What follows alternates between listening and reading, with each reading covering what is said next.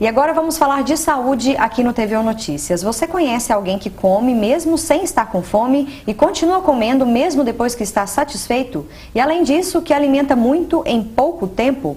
Pois é, isso é doença e tem nome, compulsão alimentar. E a psicóloga especialista em obesidade, Luísa Garlip, está aqui comigo no estúdio para explicar melhor pra gente, né, Luísa?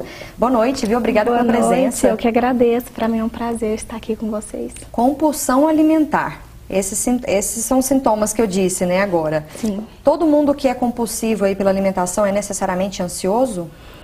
A ansiedade é um dos traços, né, desse quadro de compulsão. Não necessariamente só a ansiedade. A compulsão é um transtorno, né, que envolve uma série de outros sintomas e questões e que muitas vezes a ansiedade faz parte sim desse quadro, mas passa também por uma dificuldade dessa pessoa de identificar as emoções, as sensações, os sentimentos, e uma delas hoje em dia inevitável, né, é a ansiedade. Sim, então a gente pode dizer que todo mundo já teve ali alguma vez na vida um olho gordo, comeu mais do que devia, né? Mas isso é esporádico. Agora, a compulsão alimentar é recorrente, seria, né, Luísa? Sim, e o que desencadeia? A gente precisa diferenciar comportamentos de gula, né, esporádicos, como você está dizendo, como um transtorno, com a doença, né, que é a compulsão alimentar, que geralmente o paciente ou a pessoa, ela é recorrente, tem no mínimo 2 vezes por semana, apresenta esse quadro há mais de 6 meses, tem uma série de outros sintomas após a ingesta dessa alimentação muito calórica, que é culpa, geralmente o excesso de peso, a distorção da imagem corporal. Então, a compulsão, a gente não pode dizer que é só o fato de alguém ter ido lá e comido muito, né? Ela tem os traços que são marcantes, como de qualquer outro transtorno, né, mais profundo. E é por isso todo precisa tipo de ser alimento tratado. a compulsão alimentar? Qualquer tipo de alimento?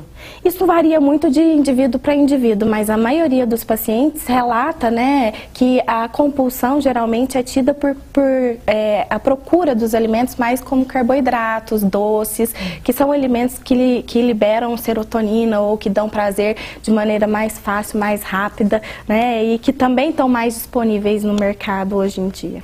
Luísa, eu estava lendo um estudo aqui importante que fala que além de alguns fatores aí, como predisposição genética, né, existem outros que podem levar à compulsão alimentar, que seria dieta realizada de forma errada, estresse e problemas emocionais muito graves.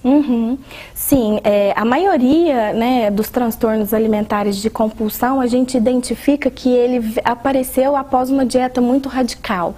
E a gente percebe também isso muito hoje nos adolescentes, nessa tentativa de busca pelo corpo perfeito. Então faz uma dieta muito restritiva e depois acaba se frustrando por não conseguir, porque ninguém vai levar essa dieta para o resto da vida, e acabam desencadeando essa compulsão até como uma forma de se culpar por não ter conseguido, né? E também uma dificuldade de lidar com as emoções, que a gente percebe muito, reconhecer até, porque para você lidar você precisa reconhecê-las. Aceitar, né? Que você é uma pessoa ansiosa, isso, né? E muitas vezes as pessoas têm até dificuldade de reconhecer essas emoções para poder aprender a lidar. Então, com a dificuldade de lidar com essas emoções, muitas vezes partem, né, para comida, como uma forma de tentar aliviar essa angústia, esse estresse, essa ansiedade. Alguns fatores de risco devem ser considerados. Agora, a compulsão alimentar desencadeia outros tipos de doença, como, por exemplo, a obesidade? É preciso ressaltar que nem todo compulsivo por alimentação é obeso, né? Sim, nem todo compulsivo é obeso e nem todo obeso é compulsivo. A gente precisa diferenciar isso também, porque às vezes, né, as pessoas que têm o problema de obesidade são já taxadas como compulsivas. Nem sempre elas são compulsivas. Às vezes, muitas vezes tem um comportamento alimentar inadequado que foge dessas questões da compulsão.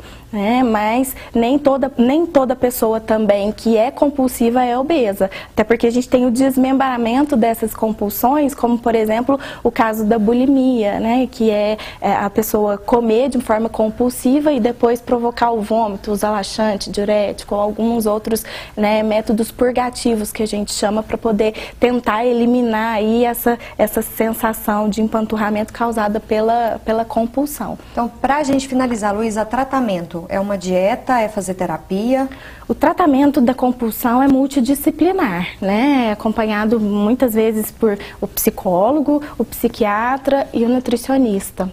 Em alguns casos também pelo endocrinologista. Então é preciso, né, de uma equipe para trabalhar junto e no caso da terapia é bem importante. Por quê? Porque o paciente, a pessoa ela precisa reconhecer, como eu falei, essas emoções. O que desencadeia, qual é o gatilho, né, que leva com que essa pessoa muitas vezes desvie a sua atenção para a alimentação de uma maneira compulsiva.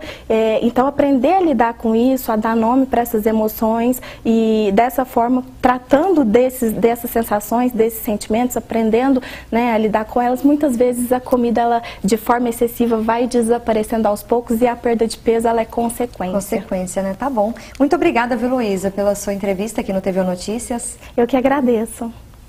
E hoje tem UFO no Plural, a psicóloga Michele Aparecida Xavier Falco, coordenadora da DIASE, e assistente social Maria de Fátima Oliveira, gestora da moradia estudantil, detalham os diversos programas e projetos de assistência aos estudantes da Universidade Federal de Uberlândia. UFO no Plural vai ao ar daqui a pouquinho, às 10 da noite, não perca. E o TV Notícias fica por aqui, eu volto amanhã com mais informações. Uma boa noite para você.